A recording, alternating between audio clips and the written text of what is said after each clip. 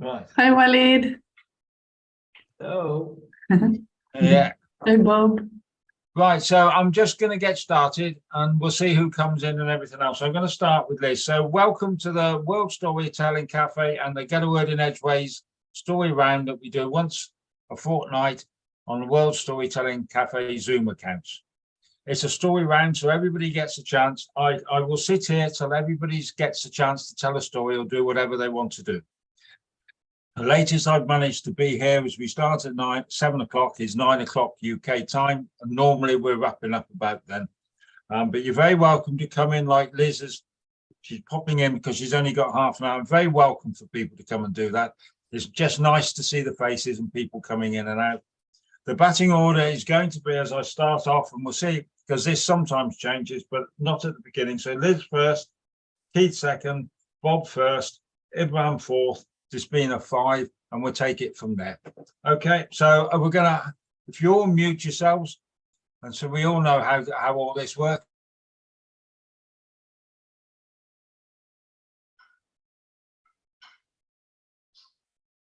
You've muted yourself, Mike.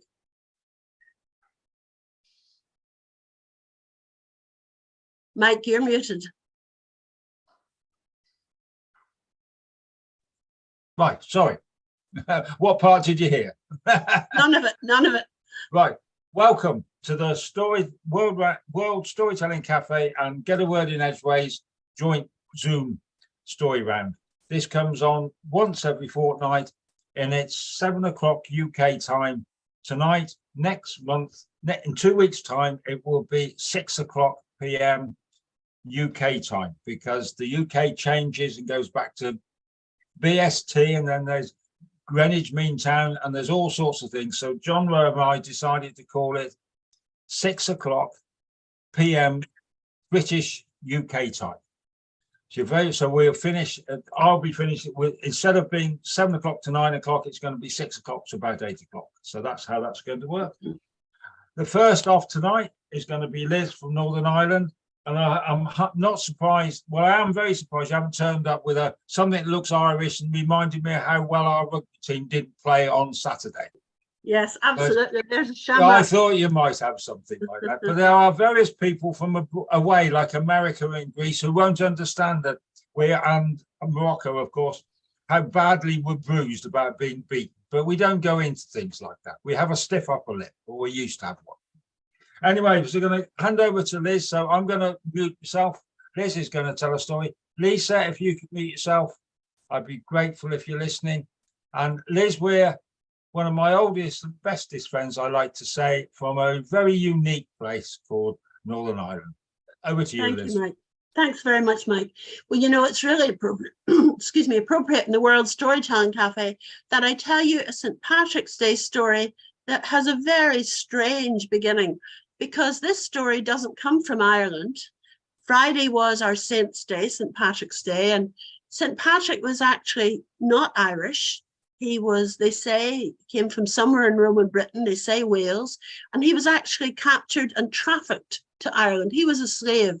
And I think that's well for us to remember that. We're having people who've come here from all over the world now who didn't necessarily choose to come.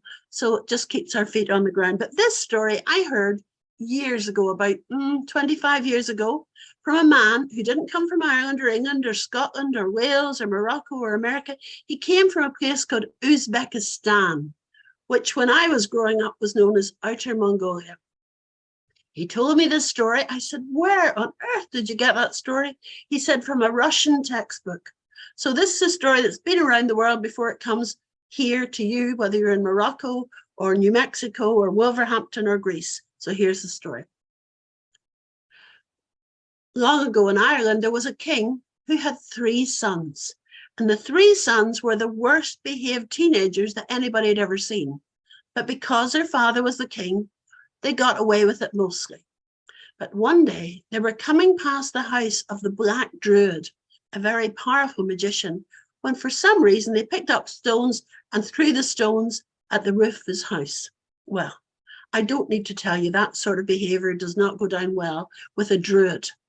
And so the Black Druid came to the king's castle and he said, I'm going to put a curse on your sons. Your first son will never be seen without a knife in his hand when he grows up. Your second son, he will spend all his time when he grows up with thieves, criminals, even murderers. Your third son, he's going to be a beggar going around the world begging for a living. And with that, the queen gave a sigh, took to her bed in an unconscious state, and 3 black crows came to her windowsill. Well, the king sent for all the doctors in the land to see if they could cure his wife, but nobody had a cure for her. He tried north, south, east, west, nobody had a cure. And then he heard about a man called Patrick. He was making a bit of a name for himself as a preacher, traveling around the country preaching. And so the king sent for Patrick. When he came in, he wanted to hear the whole story, as we always do. The king told him exactly as I've told you people. And Patrick thought. He said, I think we can find a solution. When your first son grows up, send him to be educated, to become a doctor, and he will cure people with the skill of his surgeon's knife. With that, 1 black crow flew away. Your second son, when your second son grows up, send him to be educated in the law. He will become a lawyer who will dispense justice, perhaps a judge one day, dispensing justice to criminals, thieves, maybe even murderers. With that, the second crow flew away. Ah, I said, your third son is destined to become an artist, probably a storyteller, and he will spend his whole time going around the world seeking pennies, pounds, dirham to pay for his skill. With that, the third crow flew away. The queen gave a stretch and recovered, and Patrick's words came to pass, and everybody agreed that he was indeed a very wise man. So that's a short story about Patrick, which you won't hear if you come to Ireland, but it's come all the way from Uzbekistan to Ireland to you people. And I thank you very much for giving me the chance to tell it, Mike. Thank you, Liz. It's lovely just to see you here, and I hope you'll manage to come again.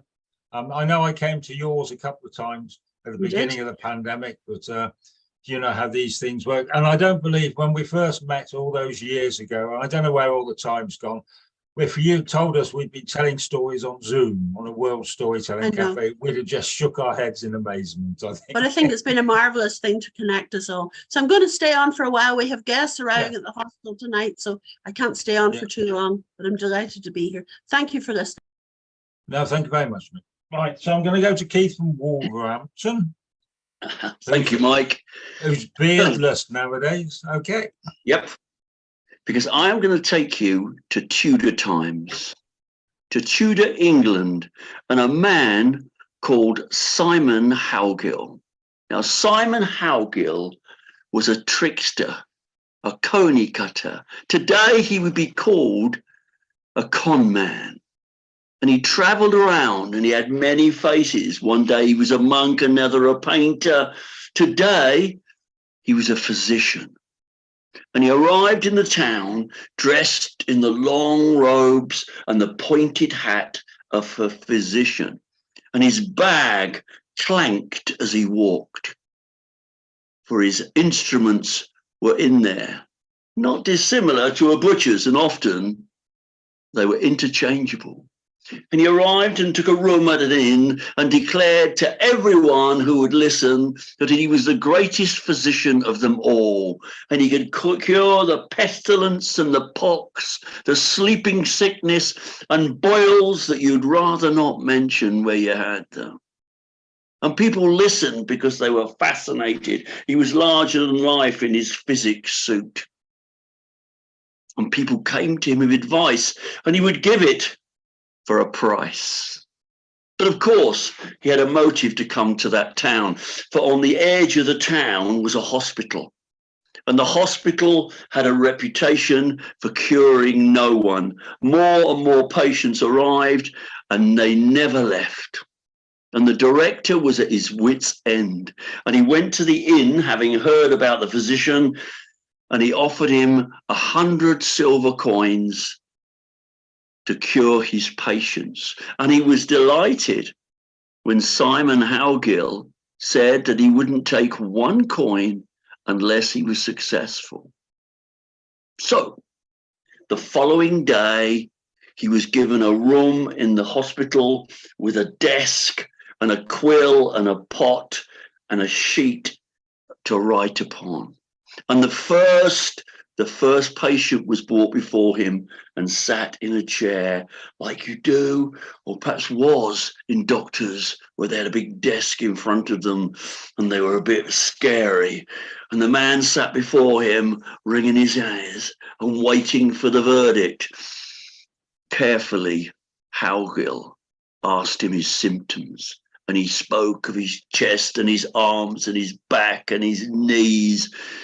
And Howgill rubbed his chin, muttered to himself, dipped the quill in the ink and scribbled on the paper. And as the consultation was coming to the end, Howgill looked around and said to the patient, "I like you. You've got a lucky face. So I'm going to tell you a secret."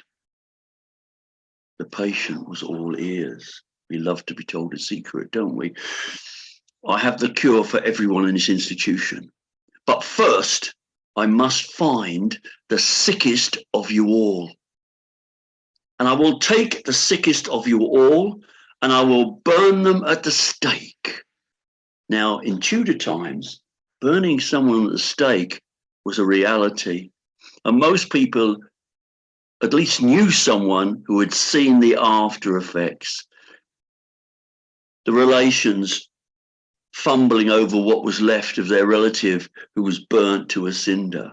And Howgill told him in a conspiratorial tone, "Then I will take that brown and black mess and I will make it into a potion and I will feed it to every other patient and you will all be cured." The patient was completely awed by this information, and he crept out of the room and watched as the next patient was sent in.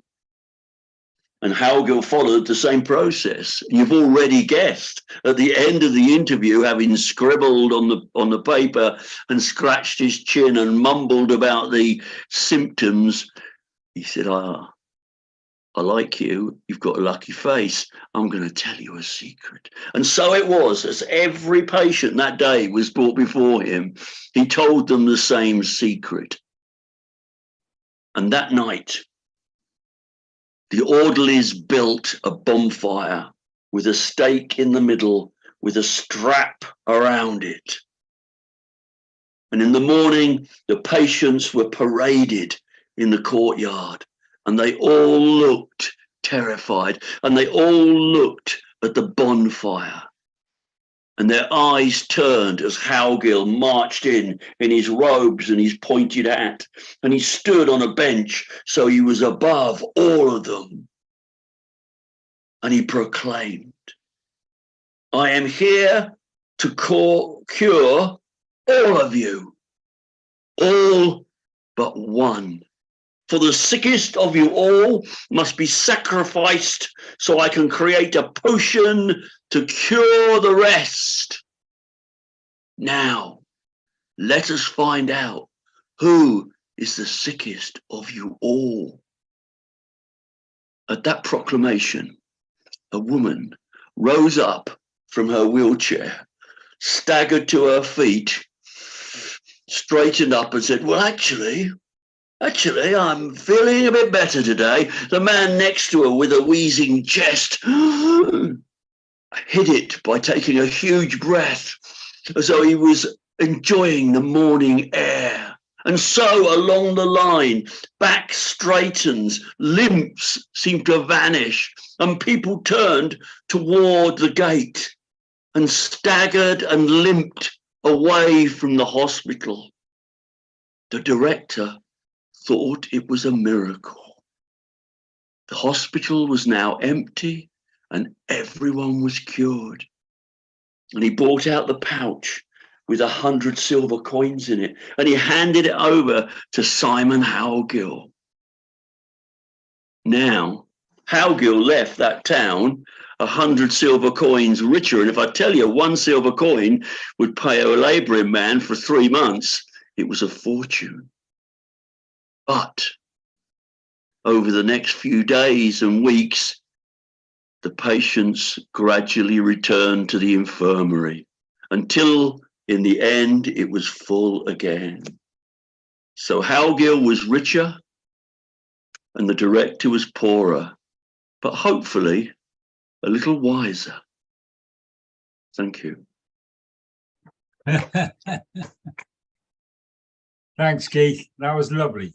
Thank you very much. And just remember, the Storytelling Club in the Pottery is a week later this week because of Easter.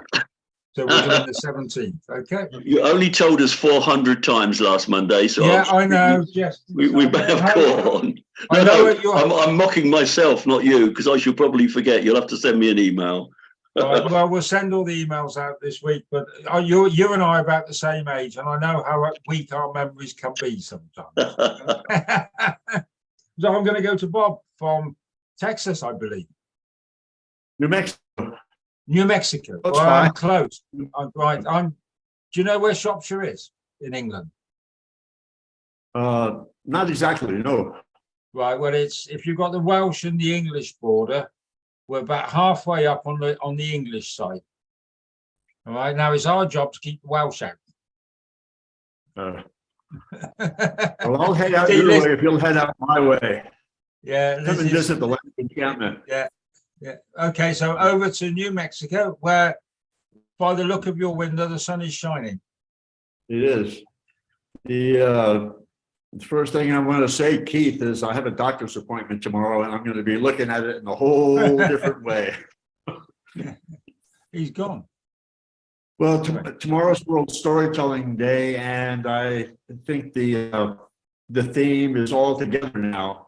So I've been fishing around for a story that I thought would fit the bill for tomorrow, but I'm here today, and it's a story I found in a book by Eleanor Farahon, and it seemed to fit the bill. So once there was, and there may still be, a giant who was so large that nobody had ever or could see him.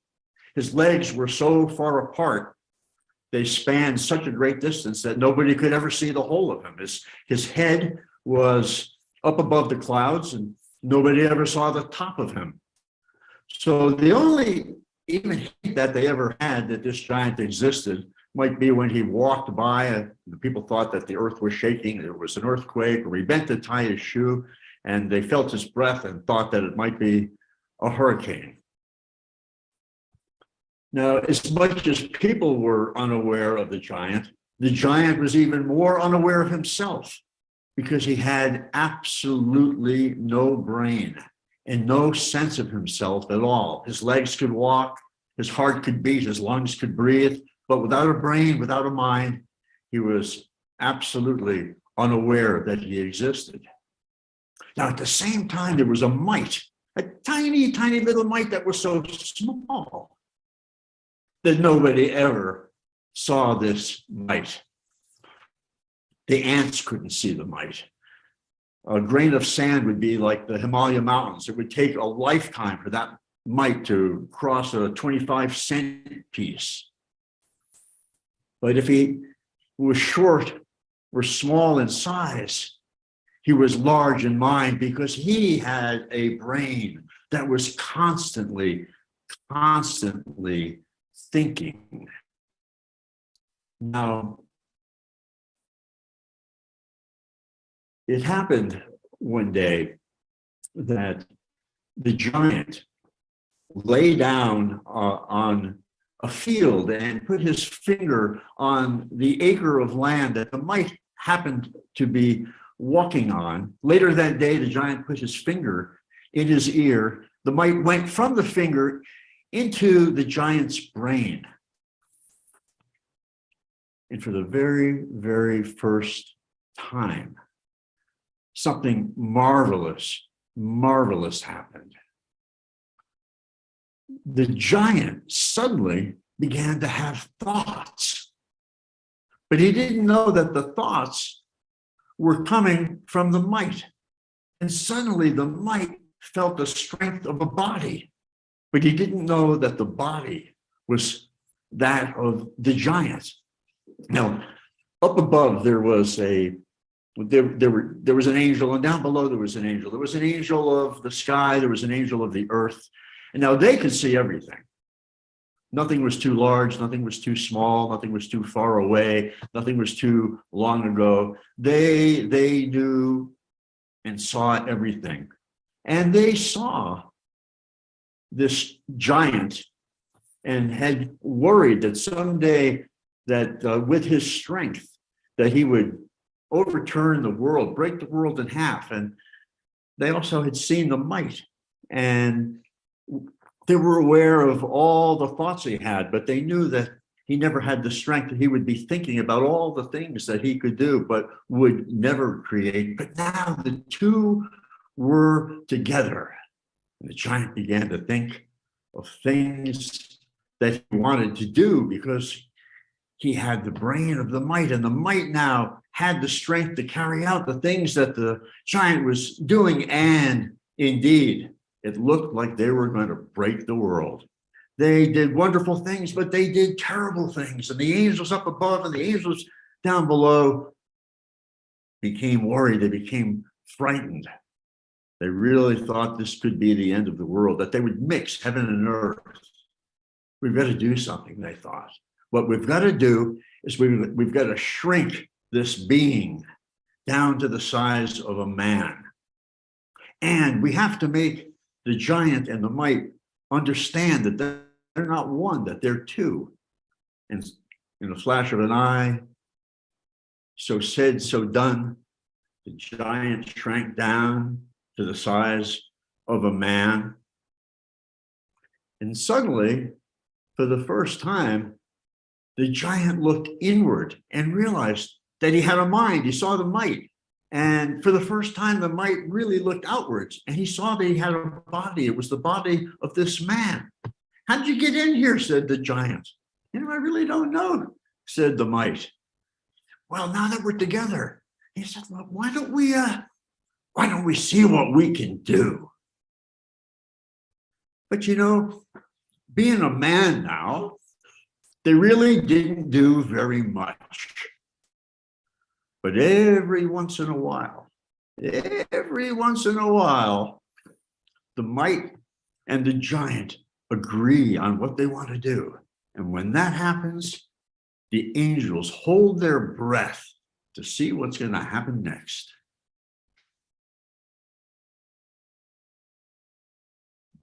Oh, well, thank you very much, Bob. That was a wonderful story. Thank you. That's great. That's lovely. All that. That's absolutely brilliant. And I hope you can come again. We do this once a fortnight, and I hope you pop in again and come and see us all. Right. So, it was, it was a couple of years, and more towards the beginning of COVID. I joined you a few times, and then a lot of life started happening around here. So I'm happy to be back. Yeah, I'm sorry if I don't remember you. There's been an awful lot of people. There are a lot of people that have been through. I do apologize if I should have known you, but I'm not. No worries. No worries.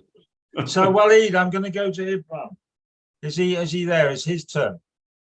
Yes. No. Yes. Yeah. Hello. Good Hello. evening. Good evening from Marrakesh.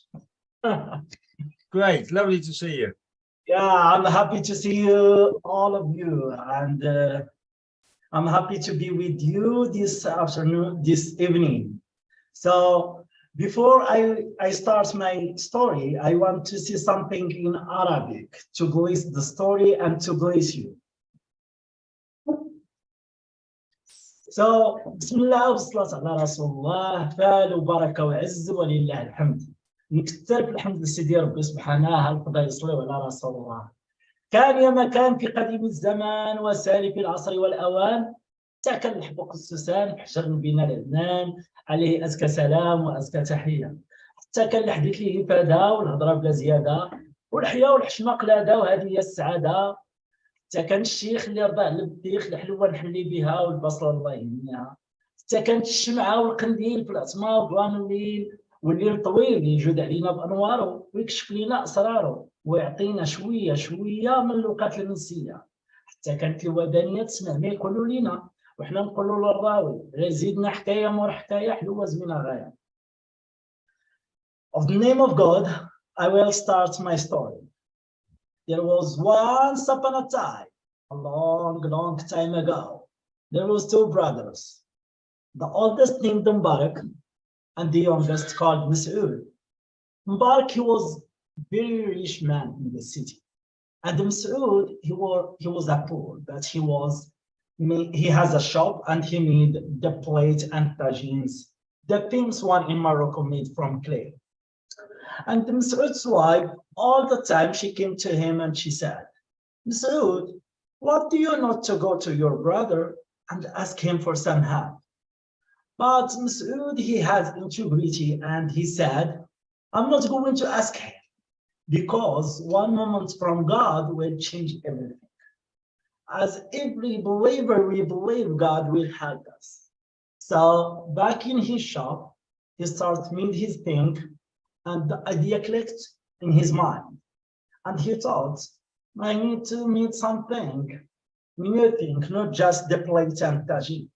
And he thinking and he made a clay lantern. So he made it very perfectly. And he started think again. I have to give it to someone who can help me in my life.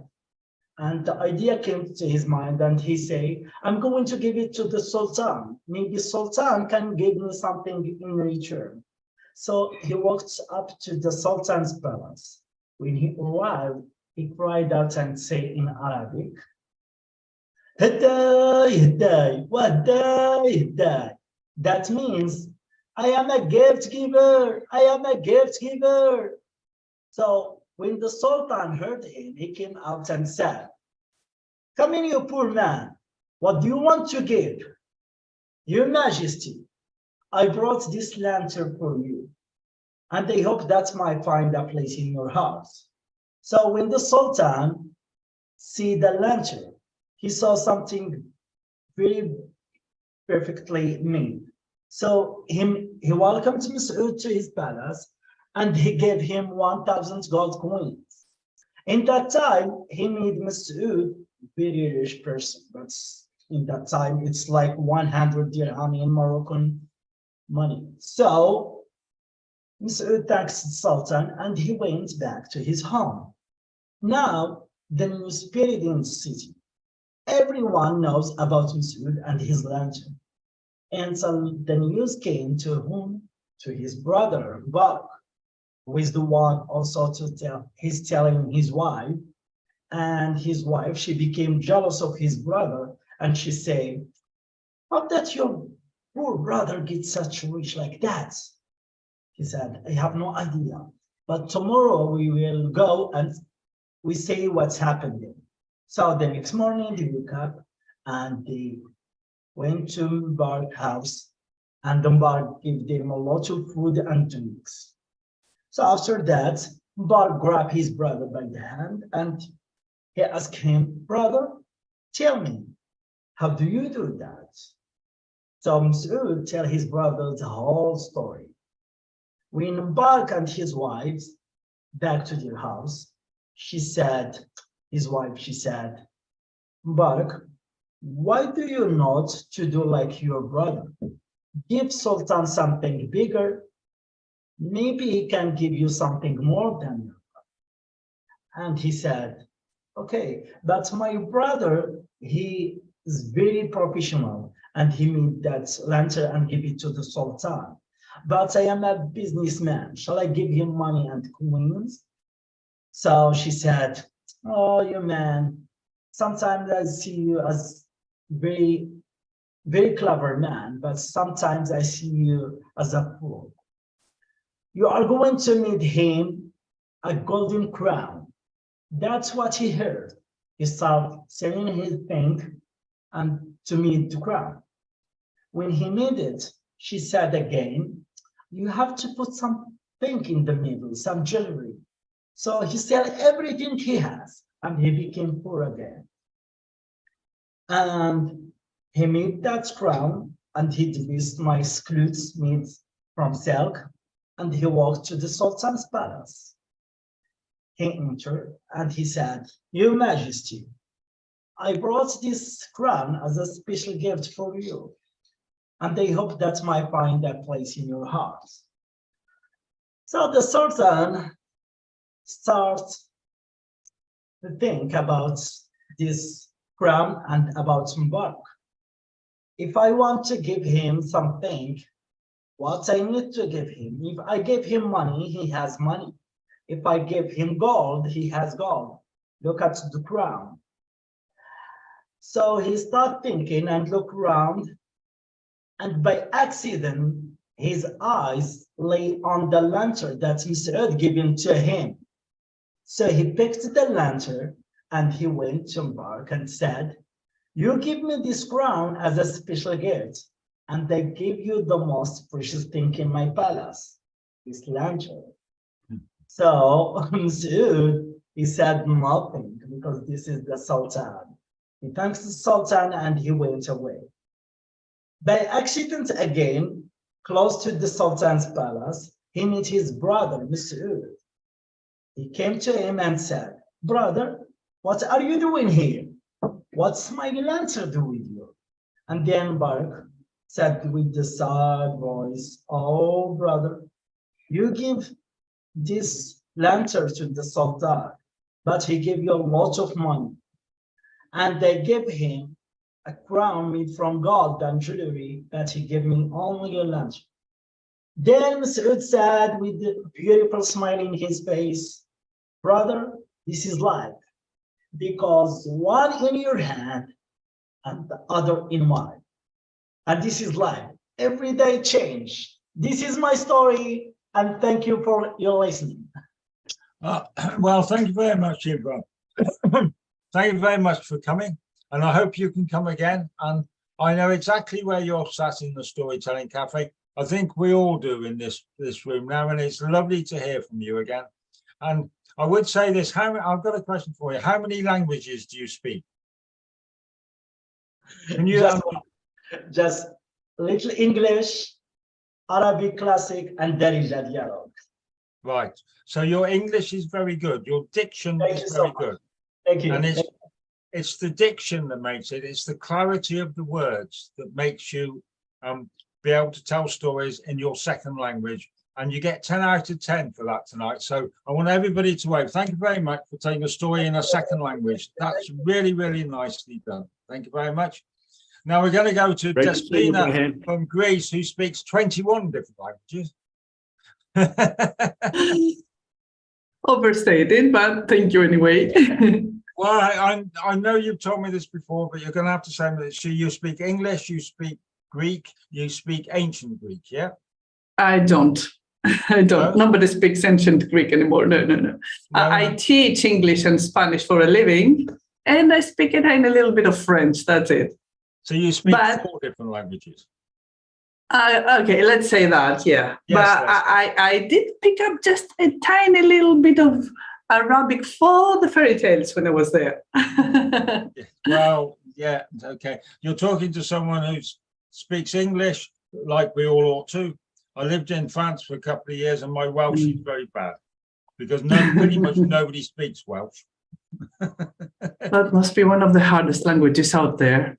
Well, no, the Welsh is quite easy, to be fair, because it was made 2,000 years ago and it hasn't really grown. So it's only 500 odd words, really. So, Whoa. but anyway, we're not going to that because it is really bad nowadays, my Welsh. Okay. Anyway, so we're going to a Greek island. We are going to a Greek island, but the story I have for you today comes from Canada. I don't know where it is originated because my friend Norman gave it to me when we met in person in Marrakesh. So since I know that today is Mothering Day for my friends in the UK and in Ireland, I chose Norman's tale because it is about one very peculiar kind of mother, as you'll see. So for my friends at the World Storytelling Cafe, I will start in their honor by saying, كان يا مكان في كل زمان, there was a widow. That widow, whose husband had died, was left to do all the farming work by herself. She had to mind the land and fend for the animals and take care of them, but she did have a son. Now her son, Jack, she would go at the bottom of the stairs at dawn and call out to him, Jack, Jack, the sun is out, rise and shine. And let's say that maybe half an hour later, Jack would stretch his way out of bed and he would slowly go down the stairs to have the breakfast his mother had made for him. So he had his porridge, and then his mother told him that, Jack, you need to do some work, I need your help. So she would give him some corn to go feed the chickens, etc., and then milk the cows. And so Jack took the corn, he went out, he spread a handful out to the chicken, and then he thought that that would be enough for the day. And then he went to the chicken coop, and then he'd pick up 3 eggs, but that would be enough because his back would start hurting him a little bit. And, he considered himself to be, let's say, sort of delicate nature. So then he would go inside the stable and put a little bit of food for the cows. He would consider milking them, but this was hard work. So he'd better leave it for his mother, who knew how to do it better. And then he'd pick up the shovel to dig it in the dung, in the manure, but a sniff of it would be enough for him to just let it go and get out to get some fresh air and back into the woods. So it was on that particular day that he could not even stand the smell. As soon as he took the shovel in his hands, he did not even dig it in the dung. He just let it go and went out to get some fresh air on the path to the forest, where he knew that flowers were in blossom and they had a lovely smell, all the contrary from the stable. And there he would strand away and enjoy the nature and find himself in an opening with a lavish greenery around and a nice shadow for the heat of the day as the sun was rising to its peak. And there he lay to have a little nap because he was so tired by doing all this work on that particular day. And time passed, and he did not even realize how much of it had lapsed before he was awakened by raindrops falling on his face. Well, that thing, he did not see that coming. Now the sun was already setting, and this was heavy rain pouring down all of a sudden, and he picked up his stuff and he started walking, but it was getting darker and darker, and he could not find his way home. And he started wandering about, trying to find some cover of some sort, when up in the distance, he saw some kind of light. And Jack knew that where there's light, there's people. And where there's people, there's probably fire. And he needed that. So he started walking towards the light. And there it was, just a hut he had never seen before. He went towards it and he saw that the door was open. So he stepped inside and he had a look around the room. And there was a fireplace with blazing fire. That was exactly what he had in mind. And on the right corner, there was just a single bed on the side. And in front of the fire, there was an old woman in a rocking chair moving back and forth, back and forth. And then she stopped and she turned and she told him, "Why don't you come in, Jack?" He did wonder how the old woman knew his name, but He was soaking wet by now. The only thing he needed was just to get himself in front of the fire and just warm up a little bit because he was so cold. So he did. He just went straight in front of the fireplace. He put his hands, his palms outstretched, and he started steaming on one side, and then he turned around and he started steaming on the other side. And the old woman was rocking in his chair back and forth, and then she stopped. And she said, "Jack, you're all wet. Why don't you get those boots off so you can warm your feet?" That seemed like a pretty good idea to Jack, so he unlaced the laces of his boots and left them next to him. And the old woman stepped up from the chair, took the boots and put them right in the middle of the room. And she went back to her chair and started walking back and forth, and then she stopped. And she turned and said, "Jack, you're all wet. Why don't you get that shirt off so you can get a bit warmer?" "Well, yeah," Jack said, and he started unbuttoning his shirt, took off his shirt. She just left it there in a pile next to him. The old woman, she stepped off the chair, took the shirt, she folded it and she smoothed it, and then she took it to the middle of the room and she just placed it on top of the boots, went back to her chair and started rocking back and forth, back and forth. And then she turned to Jack and said, "Jack, you're still so wet. Why don't you get those trousers off?" Jack stood up and buttoned his belt, took off the trousers and just left them there at his side. And the old woman, she took the trousers, she folded them all nicely, and she smoothed the wrinkles out of them, and she took them and placed them on top of the shirt, which was on top of the boots in the middle of the room. Then she was back on her chair, rocking back and forth, and then she stopped. And she said, "Jack, why don't you?" But before she had a chance to finish her words, Jack was up, sprung, and into the bed, under the covers, and there he took his boxers off and just left them on the floor next to the bed. And the old woman, she stood from the chair, she went to the side of the bed, she took the boxers, she folded them, she smoothed the wrinkles out, and she put them on top of the trousers in the middle of the room. Then she went back to her chair and she started working back and forth, and then she stopped.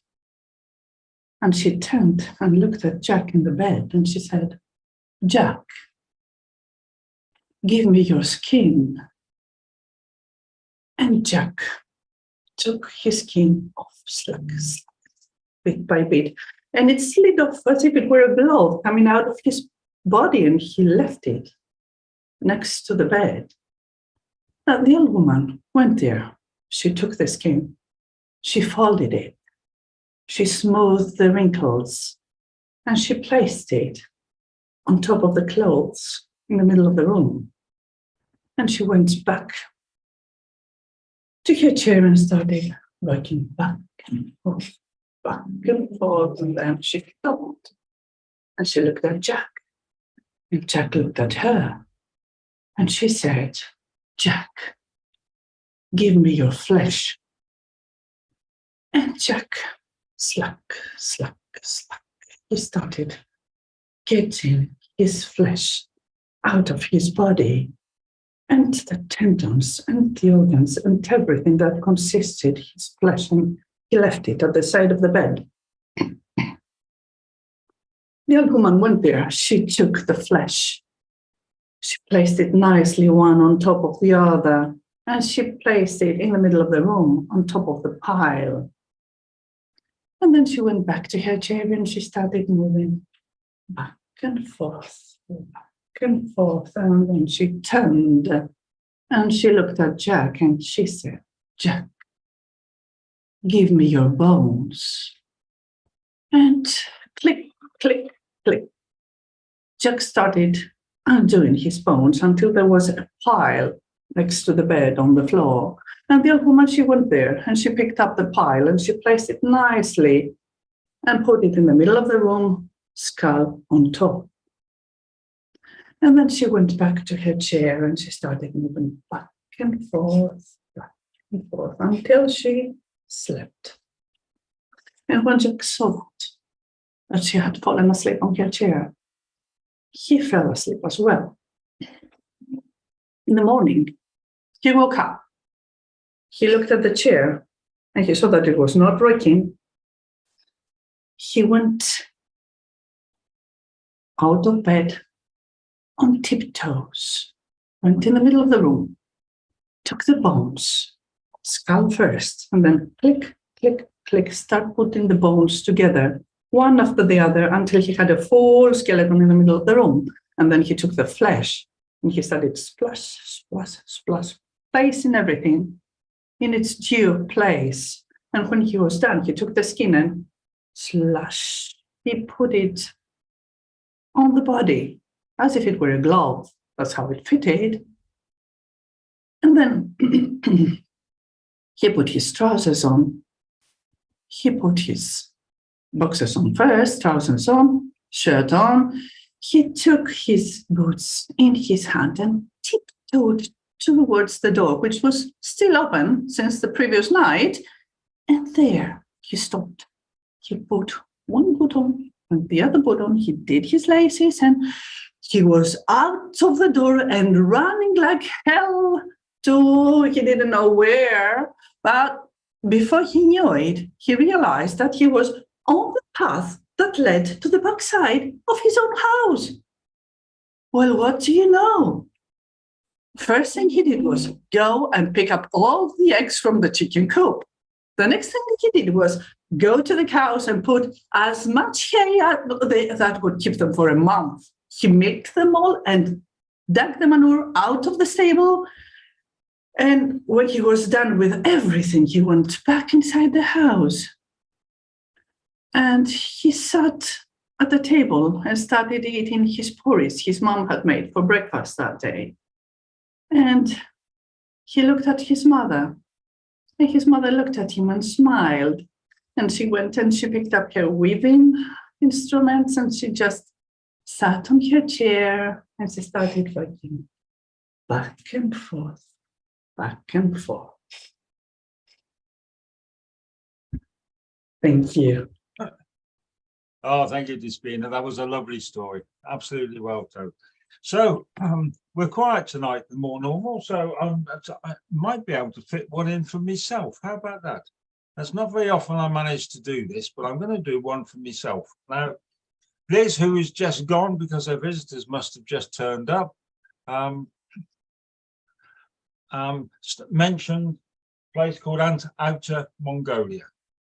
Now, this story comes from Outer Mongolia as well, because it was the time when the communists took over the Russian. And in them days, well, Bob and Keith, they might remember, it was a United Soviet Russia. It was the USSR. And there was all these different things in different places and everything. But this was one of the littler kingdoms out right on the steppes. And the communists came and said, nobody owns the land anymore. You, as a village, you have to decide who owns which bit of land, but you have to decide that for yourselves. So there's next morning, and this was a time where the women weren't involved, it was just the men, and they all stood together, and this is what they decided to do. They took a pack of cards, and they all drew a card, and they got a list. And what they had to do, there was a great big Christian cross in the middle of the village, was to touch the cross and walk around how much land they wanted and come back as the sun went up, and they had to be back at the cross before the sun went back down. And the first one, he touched the cross just as the sun came up, but he was a farmer of the little beasts. Now, what I mean by the little beasts, these are the geese and the turkeys. These are the chickens. These are the things that have got feathers and 2 legs, and he had a couple of sheep and he had a little horse, but he didn't need much land. but he needed a bit of water. So he touched and he walked round. And by about 10 o'clock in the morning, he was back and he touched and he said, that piece of land would do me fine. And the next morning, they were all there again. And the second one, he touched the cross as the sun went up. But he had a few cattle. And the big beasts, they call that sometimes. And he had a donkey and he had a couple of children and things like that. So he wanted a bit more land. So he touched the cross and he went a bit further out. And he too wanted a bit of water, but there was a nice pond there that was fed from a spring, and he came round. And he liked sitting amongst trees. So he went through, he didn't take all the forest. He took a little bit of the forest, enough where they give him a bit of firewood, give him a bit to seat underneath, particularly in the spring, this time of year in Shropshire, when all the colours go bright green all of a sudden. And he came and touched the cross, and that was about 12 o'clock midday. And the third one, he did much the same, and the fourth one, he did much the same. But as in every story, in every community, in every place, there is always one who wants more, and he wants to be greater and bigger than everybody else, who's driven by ambition and money, and and that makes him content in his own way, and it's happy in his own way. But it's only him that's happy. It's not the people around him are happy. And it came to be his turn, and he was number 7. And he touched it just as the sun came out, and he ran in a dead straight line for nearly 20 miles. And he turned right and he ran in another dead straight mile for another 20 miles. And he turned right again and he came back in, and they could see him coming, and he was running away, and they were looking up as the sun was going down, and he came up the high street and the sun was going down, and he was getting closer to the cross, and the sun was going down, and he's dived and he touched the cross. And they all agreed, made it, that the land that he'd walked around would be his. And they all went, yes, he's going to be a big, and he's going to be a really rich and wealthy person. And they looked down again, but he hadn't moved. He was there, and he was stretched out, and his hand was on the cross, but he was still. And they went to him, and they could see that there was no life left in his heart or in his blood. The life spirit of him had gone. So they took him down to the little church, and they dug a piece of ground. And the piece of ground was about 3 foot wide, about 6 foot long, and about 3 foot deep, which is the only land any one person is ever going to end up with, because that's all the land you really need, is a plot where you go to your last rest. So it's a little story that comes from the steps of the Russian steppes. I know that you're not allowed to say Russian stories at the moment because of what's going on in the world, but it's a nice little story and I like it. And it's got a nice little lesson into it. And the rural communities where I live, it's a popular story that I hear from time to time. And it's lovely. Thank you very much. Okay. Right, so we're as quiet as I can remember being, Keith and Walid. Walid, you're going to be well pleased because we're over by 8 o'clock, and you can go to your very nice home and your family and everything else. Despina, it's lovely to see you again. It really is. Lisa, lovely to be. Thank you for being here, and it's lovely to see you. And I'll be back in a fortnight's time, doing this all over again. And I will contact. It's very rarely that my real regulars like Keith and Baba and people aren't here, so we'll find out what's happened to them. Anyway, so I'm going to call it tonight. So good night to you all. Thank you very much, Mike. Thank you. Very enjoyable evening. It's lovely. And Ibrahim, I want to see you again here, telling stories in English. Okay. Yeah. Was that your son? Yes. His son goes everywhere with him. Yeah. All right. It could be midnight in a cafe and he's sitting there bright as anything. All right. Okay. Fine. Dina. Okay. Great. Lisa, were you in Marrakesh as well? Dina. No, You I'm too. in Carolina, Bye-bye North then. Carolina. North Oh. Carolina. By Yeah. Jonesboro. About 2 hours from Jonesboro, Oh, okay. closer to Asheville. I'm afraid that my knowledge of the States is not very great. It's the other Okay. side of the pond, put it that way. Have you traveled to Europe? Have I traveled to Europe? Yeah. Yes, Ireland, England, France, Spain, Italy, Greece, Portugal. Right, that's all the good bits, isn't it, Despina? Yeah, that's all the good bits. Right, okay. Well, I'm going to let Wally go, and I'm going to the George and Dragon pub, Keith, in Much Wenlock, where I hope one day you'll all visit me. Well, when you come to Shropshire and Much Wenlock, Despina, we'll take you there and show you a quintessentially English pub. Yeah. Okay, good night, good I night. love that. Thanks for hosting, Mike. No, Good it's night. always